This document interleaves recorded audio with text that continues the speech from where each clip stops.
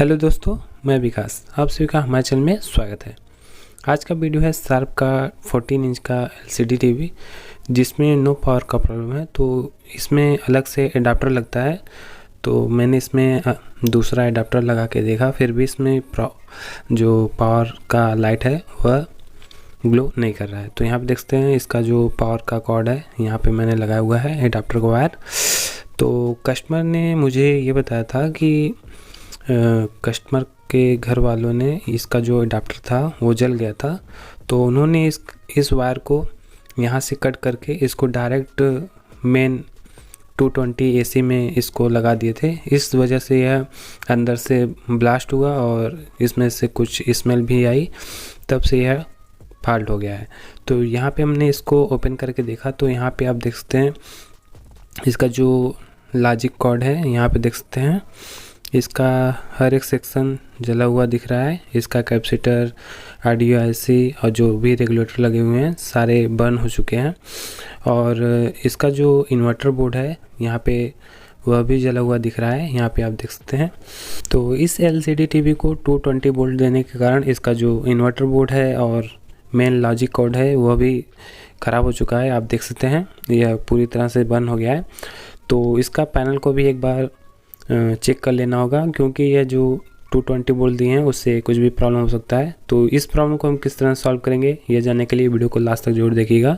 तो इस टीवी को हम कंटिन्यूटी पे टेस्ट करेंगे। तो यहाँ पे हमने मीटर को कंटिन्यूटी रख लिया है और एक ग्राउंड पे रखेंगे और इसका जो दूसरा प्रॉब है उसको हम बारी बारी से चेक करेंगे कि जो हमारा प्रॉब्लम है बस इस सेक्शन में है या पूरा कार्ड ही ख़राब हो चुका है। तो यहाँ पे आप देख सकते हैं ये जो 12 वोल्ट का इनपुट है यहाँ पे कोई रीडिंग शो नहीं कर रहा है। तो यहाँ पे फ्यूज होता है वह भी बंद हो गया होगा, इसलिए यहाँ पे कोई रीडिंग शो नहीं कर रहा है। और 5 वोल्ट का जो रेगुलेटर है यहाँ पे वह भी जल गया है एकदम बुरी तरह से, आप देख सकते हैं। और वहाँ पे भी आप देख सकते हैं यह 5 ओम्स का रीडिंग दे रहा है, यानी कि वह भी एकदम शॉर्ट हो चुका है। और इस रेगुलेटर पे देख सकते हैं इसके इनपुट पे 20 ओम्स का रीडिंग और जो आउटपुट है वहाँ पे देख सकते हैं 80 ओम्स का रीडिंग शो कर रहा है, यानी कि यह भी रेगुलेटर शॉर्ट हो सकता है। और यहाँ पे 1.2 का जो रेगुलेटर है वहाँ पे शॉर्टिंग दे रहा है। और यहाँ पे जो 1.8 वोल्ट का रेगुलेटर है वहाँ पे भी देख सकते हैं 21 ओम्स का रीडिंग शो कर रहा है इसके आउटपुट पे। और यहाँ पे जो फ्लैश आईसी है इसके 8 नंबर पिन पे देखते हैं शॉर्टिंग दे रहा है या नहीं। तो यहाँ पे भी देख सकते हैं 2 ओम्स का रीडिंग शो कर रहा है। और यहाँ पे एक 3.3 वोल्ट का रेगुलेटर लगा हुआ है जो कि 1 ओम्स का रीडिंग शो कर रहा है। यहाँ पे देख सकते हैं ग्राउंड से 1 ओम्स का रीडिंग शो कर रहा है। और इसके इनपुट में आप देख सकते हैं 7-8 ओम्स का रीडिंग शो कर रहा है। और इसका जो ऑडियो का आईसी है यहाँ पे देख सकते हैं बर्न होके फूट गया है और कैपेसिटर भी दब गया है। तो इसका हो सकता है यह आईसी भी ख़राब हो, इस इतना सारा जो रेगुलेटर है सारा जला हुआ है, तो यह मेन कॉर्ड ही ख़राब हो सकता है। तो हम क्या करेंगे, इसके स्थान पे एक न्यू कार्ड लगा देंगे, क्योंकि इसमें बहुत ही जाम करना होगा, फिर जाके यह ठीक भी हो सकता है और नहीं भी हो सकता है। तो यहाँ पे हम यह बोर्ड को यूज करेंगे। तो यह बोर्ड लगाने से पहले इसका जो इन्वर्टर बोर्ड है इसको भी हम एक बार चेक कर लेते हैं। तो इसका जो वायर है हम वहाँ से डिस्कनेक्ट कर लेते हैं और इसका जो फाइबर कवर उसको भी हम रिमूव कर लेते हैं। तो यहाँ पे हमने इसको रिमूव कर लिया है और यहाँ पे आप देख सकते हैं जो बर्निंग हुई है यहाँ पे एक रेजिस्टेंस लगा हुआ है जो कि वहाँ पे बर्न हो गया है। तो पहले हम इसको अच्छे से क्लीन कर लेंगे, उसके बाद हम इसमें देखेंगे।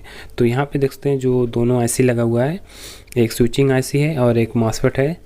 तो दोनों ठीक दिख रहा है, अभी शॉर्टिंग तो नहीं दिख रहा है वहाँ पे, सिर्फ रेजिस्टेंस के पास ही वह शॉर्टिंग दे रहा है। तो यहाँ पे एक बार हम जो कैपेसिटर लगा हुआ है वहाँ पे हम कंटिन्यूटी टेस्ट कर लेते हैं कि हमारा इस साइड में शॉर्टिंग दे रहा है या नहीं। तो यहाँ आप देखते हैं 400 के ऊपर रीडिंग शो कर रहा है, यानी कि यह जो इन्वर्टर बोर्ड है वह ठीक हो सकता है, क्योंकि यहाँ पे लो ओम्स का रीडिंग नहीं दे रहा है। तो यहाँ पे देख सकते हैं यहाँ पे जो फ्यूज लगा हुआ था यहाँ पे शायद एक फ्यूज लगा होगा, वही बंद हुआ है, बाकी का यह कार्ड ठीक हो सकता है। तो इसको हम क्या करेंगे, पहले क्लीन कर लेते हैं और देखते हैं कि कोई और पार्ट तो जला नहीं है। तो यहाँ पे हम थिनर की मदद से इसको अच्छे से साफ़ कर लिया है, यहाँ पे आप देख सकते हैं। और इसका जो रेजिस्टेंस लगा हुआ है वह 12 वोल्ट इनपुट के लिए यहाँ पे दिया हुआ है, ताकि आगे कुछ भी फॉल्ट होता है तो यह फ्यूज तुरंत जल जाए। तो यहाँ पे इस रेजिस्टेंस को हम बाहर निकाल लेते हैं और उसके बदले हम वहाँ पे दूसरा रेजिस्टेंस को लगा देंगे। तो यहाँ पे देख सकते हैं हमने इस रेजिस्टेंस को निकाल लिया है और उसके स्थान पे इस तरह का रेजिस्टेंस हम यूज करेंगे, या आप पतली वायर का जम्पर भी कर सकते हैं, उससे भी आप अपना काम चला सकते हैं। तो यहाँ पे जो रेजिस्टेंस है इसको हम लगा देते हैं और लगाने के बाद इसमें हम फिर से कंटिन्यूटी टेस्ट करेंगे और इसमें पावर देके भी हम इसको चेक करेंगे कि यह जो इन्वर्टर बोर्ड है वह ठीक है या नहीं। तो यहाँ पे देख सकते हैं हमने रेजिस्टेंस को लगा दिया है और यहाँ पे जो इनपुट है वहाँ से यह कनेक्ट है और यह कैपेसिटर के पॉजिटिव वाले पॉइंट पे जा रहा है। तो कंटिन्यूटी से भी आप टेस्ट कर सकते हैं। तो यहाँ पे देख सकते हैं फ्यूज बिल्कुल ओके है और यह जो कनेक्शन है यह कैपेसिटर के इनपुट पे है, यहाँ पे देख सकते हैं। और यहाँ पे जो अभी रीडिंग नहीं शो कर रहा था अब यहाँ पे रीडिंग शो करने लगा है, और जो माइनस वाले कैपेसिटर से देख सकते हैं यहाँ पे माइनस वाला भी पॉइंट अटैच है। तो यहाँ पे देख सकते हैं दोनों यहाँ पे जो पिन है वहाँ से कंटिन्यूटी अब सही बता रहा है। तो यहाँ पे सब कुछ हमने चेक कर लिया है और इस कार्ड का ख़राब हो चुका है, तो वहाँ पे हम इस कार्ड को लगा के इस ड्राइवर को चेक कर लेंगे। तो यहाँ पे हमने ड्राइवर का कनेक्शन कर लिया है, इसका पॉजिटिव नेगेटिव देख के, और इसके एक साइड यहाँ पे लगा दिया है। और जो हम कार्ड अलग से लगा रहे हैं उसका IR सेंसर को भी ज्वाइन कर लेंगे, क्योंकि यह ऑन ऑफ करने के लिए आपको रिमोट का यूज करना होगा। तो यहाँ पे हम इसका भी कनेक्शन कर लिए हैं और इसका CFL चेक करने के लिए इसका जो डिस्प्ले है उसका वायर हम इसमें कनेक्ट कर लेंगे।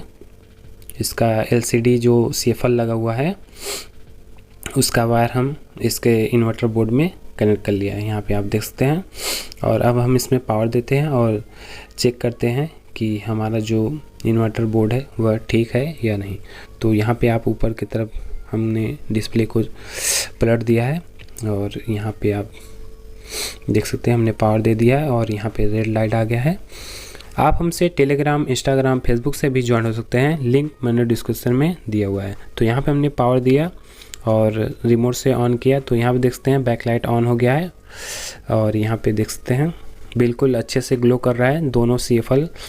और इसका जो पैनल का अभी कनेक्शन हमने नहीं किया है, इसलिए यहाँ पे कोई पिक्चर नहीं बन रहा है। तो यहाँ पे जो पैनल का जैक है वहाँ पे लगाने से पहले सबसे पहले आपको पैनल का वोल्टेज को चेक कर लेना है कि आपका पैनल कितने वोल्ट का है। तो यहाँ पे आप देख सकते हैं जो इसका पैनल का मॉडल नंबर है, इसको आप गूगल पे सर्च करेंगे तो आपको इसका रेजुलेशन और यह कितने वोल्ट पे यह वर्क करेगा आपको पता चल जाएगा। तो उसी तरह से इसका जो जम्पर है इस कार्ड का वहाँ पे आपको जम्पर कर लेना है।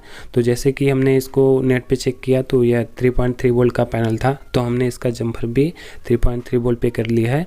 और इसके पुराने लॉजिक कार्ड पे भी देख सकते हैं यह 3.3 वोल्ट के पॉइंट पे ही इसका जम्पर किया हुआ है। तो यहाँ से भी आप देख के आप इसका पैनल का जो जम्पर है उसको आप लगा सकते हैं। तो यहाँ आप देख सकते हैं हमने 3.3 वोल्ट पे लगा दिया है।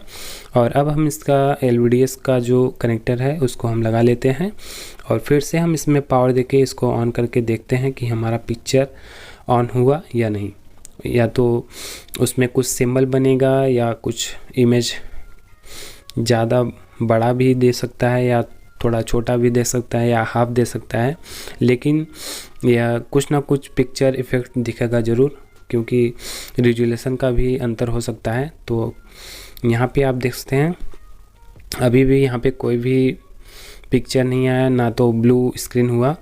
तो हम एक बार इसका पैनल को भी चेक कर लेंगे। तो इस पैनल का जो स्केलर है यहाँ पे आप देख सकते हैं कवर है, तो इसको हम खोल लेंगे और इसमें हम एक बार फिर से पावर देके इसका इनपुट वोल्टेज चेक करेंगे। यहाँ पे आप देख सकते हैं VCC लिखा हुआ है। तो यहाँ पे आप देख सकते हैं हमने टीवी को अभी स्टैंड बाई नहीं किया है। तो यहाँ देख सकते हैं हमने कर दिया है। तो यहाँ पे 0.60 वोल्ट बन रहा है, जबकि यहाँ पे 3.3 वोल्ट आना चाहिए। तो हो सकता है इसका फ्यूज ख़राब हो या इसका सेकेंडरी में भी कुछ शॉर्टिंग हो सकता है। और यहाँ पे देखते हैं AVDD VGH, जो यहाँ पे VGH का टेस्ट पॉइंट दिया है वहाँ पे भी 0 वोल्ट दे रहा है। आपको मैं मीटर सामने रख के दिखा दे रहा हूँ। और यहाँ पे देख सकते हैं VCOM, यहाँ की 0 वोल्ट वहाँ पे भी है, और VGL पे भी और VGH पे भी 0.14 वोल्ट दे रहा है। और इसका जो CKV सिग्नल्स हैं यहाँ पे वो भी 0 वोल्ट हैं।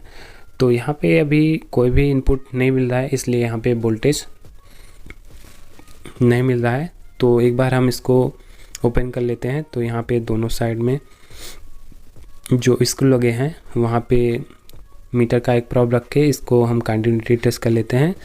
तो यहाँ पे देख सकते हैं शॉर्टिंग तो नहीं दे रहा है।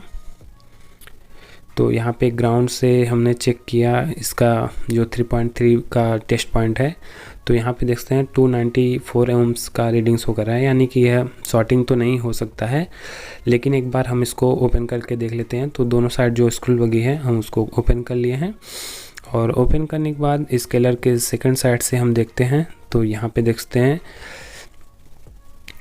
यहाँ पे एक IC लगा हुआ है, और इस साइड में भी IC लगा हुआ है। तो यहाँ पे देखते हैं कहीं पे भी बर्निंग नहीं दिख रहा है, और ना ही कहीं पे टच दिख रहा है, यानी कि कोई भी यहाँ पे अभी टच नहीं किया हुआ है।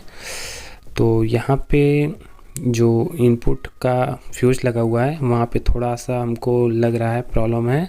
तो इसको हम कंटिन्यूटी पे टेस्ट कर लेते हैं। तो यहाँ पे देखते हैं इसका जो इनपुट हो रहा है उसी साइड से हम एक देखते हैं, यहाँ पे एक जंपर लगा हुआ है फ्यूज। तो यहाँ पे हम देख रहे हैं, तो यहाँ पे कोई भी रीडिंग शो नहीं कर रहा है, यानी कि यह फ्यूज बिल्कुल ख़राब हो सकता है।